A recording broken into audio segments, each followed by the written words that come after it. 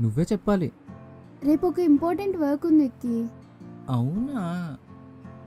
మరి నేను కూడా నీతో రావచ్చా? నేనే నిన్ను అడుగుదాం అనుకుంటున్నాను. అవునా? సరే బాయ్. ఆ.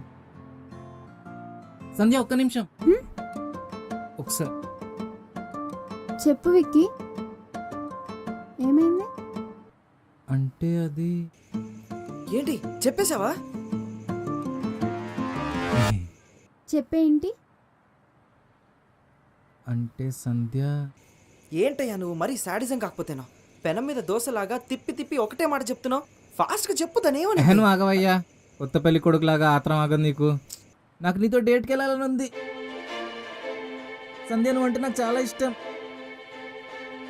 నిన్ను క్యాబిన్ నుంచి ఎన్నిసార్లు చూశానో నాకంటే బాగా నా కళ్ళకే తెలుసు.